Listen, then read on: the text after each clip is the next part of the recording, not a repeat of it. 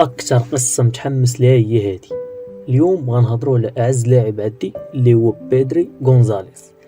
غنحاولوا ما نزقلوا عليه حتى حاجه تقريبا من نهار خرج من كرش مو ليومنا هذا. بسم الله.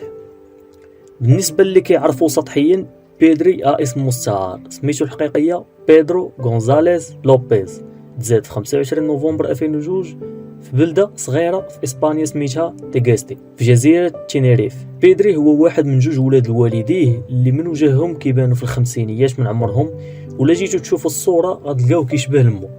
الاعوام الاولى بيدري دوزها في بلده تيغيستي نهار الصباليونيه. في ذاك الوقت كانوا والديه كيلبيو المطالب ديال ولادهم اللي باغيين التونيه ديال البارسا بحال وكبروا الدراري بجوج وهما عندهم واحد الشغف كبير بالبارسا.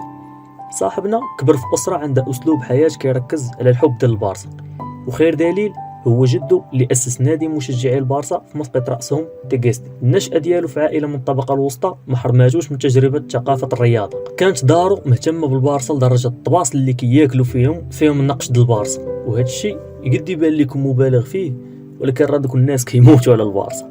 والغريب أن بيدري ماشي من البر الرئيسي لإسبانيا، ولكن من جزر الكناري اللي حدا المغرب. لجينا نشوفوا الموقع الجغرافي يقد الاصل ديال والديه يكون راجل الافريقي، ممكن الله اعلم. والواعره كاع هي الجزيره اللي فيها بيدري بقعه سخونه الكشافه ديال الكره اللي جابوا شباب على مر السنين من تما لاوروبا. وخير مثال رجل فينالات بيدرو رودريغيز اللي نقدر ندير عليه فيديو من بعد. بيدري من صغره شاف راسو كيستهلك بزاف من العقليه الرياضيه، وملي كيدخل مع بواه في نقاشات على كره تعرف على فيديوهات لمايكل لاودرو. واخا هكاك تزاد في انيستا وفاش قال كنفضل انيستا، كنبغي كورته والذكاء ديالو في التيران. انيستا كيخلي كوره ماشي لعبه وانما فن. بحال اي مجهود اخر كان بيدري كيتسركل وكيقصر كوره في شوارع تيغيستي على امل يولي محترف. وملي ضرب 9 سنين هرب على كاع الدراري الاخرين في النيفو، وقالوا لي عائلته بلي راه على بعد اميال قليله من دخوله الاكاديميه. ولحسن الحظ نجح في التيست مع تيفيستي. دابا ندوزو للكارير المبكر ديالو. في الوقت اللي كان كيضرب تماره في البطولات المحليه، بيدري طاح عليه الضيم ملي ما جاتوش الفرصه باش يمشي لاكاديميات كبار، وبدا كلشي كينهار ولا كيخاف ما يوليش محترف. في ذاك الوقت حتى حاجه ما كانت كتواسي الدري، حيت كان كيتسنى في الزهر، بواه كان كيتسنى في القدر يعاونو، مو كانت كتقلب على شي وسيله باش تعاونو يتغلب على ذاك الوضع. العمل والصبر ديالو هو اللي خلاه مخلص الكره توصل 13 عام، ونجح في تجربه الانضمام لفريق شباب يوفنتوس لاغونا اكبر اكاديميه في وطنه. وملي كان تما طور المهارات ديالو بزاف، وكانوا شي كشافه حاطين عليه العين وحاضين التقدم ديالو. بفضل التحسن الكبير ديالو انضم لفريق الشباب فيودي لاس بالماس، وراه بشي شهور من الاعداد في شباب لاس بالماس شاف مدير الفريق الاول بيليميل الحاجه باش يطلعوا الفرقه الاولى اللي انضم لها في يوليوز 2019. في الشهر الاول ليه حطم الرقم القياسي وولا اصغر هداف لاس بالماس بعمر 16 عام و9 اشهر و23 يوم. ومع كثروا الكشافه بداو والديه كيوجدوا باش يصيفطوا ولدهم للبر الرئيسي لاسبانيا. مورا صراع كبير خطفاتو البارسا بكونطرا ديال 5 سنين قيمه 5 مليون يورو وشرط جزائي بقيمه 402 مليون يورو.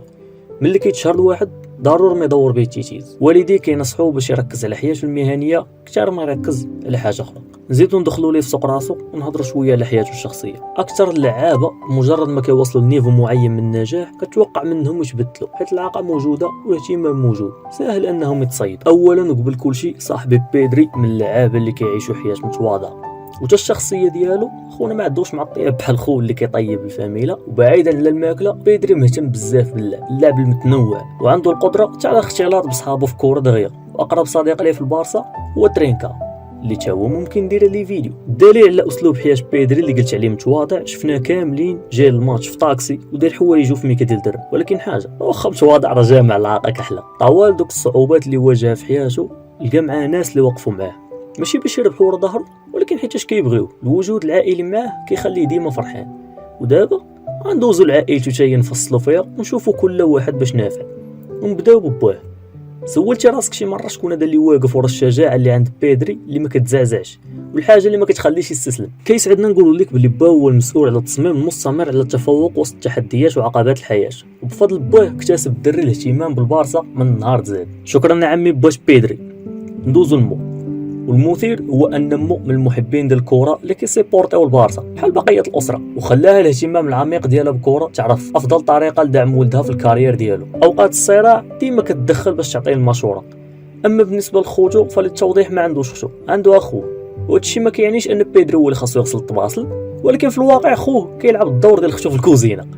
اسمح لينا على التشبيه واللي كنرمى الكيش منكو. واما الاقارب ديالو من خلال نظره شامله على شجره عائلته كيتبين ان ليهم تاريخ طويل مع كور، بالموازاه مع والديه جدو كيسيبورت البارسا، وهو انجاز خلاه ينشا نادي بينيا برشلونيستا دي تينيريفي او نادي انصار برشلونه. اسمحوا لي على الصباليونيه عدي راه محنا نزيدوا شي حقائق عليه باش تزيدوا تفهموا. معظم الشخصيات كيشوفوا بلي بيدري هو الارث الاخر اللي خلفوا التوجيه السابق للبارسا. وحاجه اخرى ان في اوائل العام 2018 بيدري دوز تيست في الريال اللي جاوبوه مورا سيمانه بما واصلش للنيفو ديالنا، والحمد لله ملي وقع هادشي.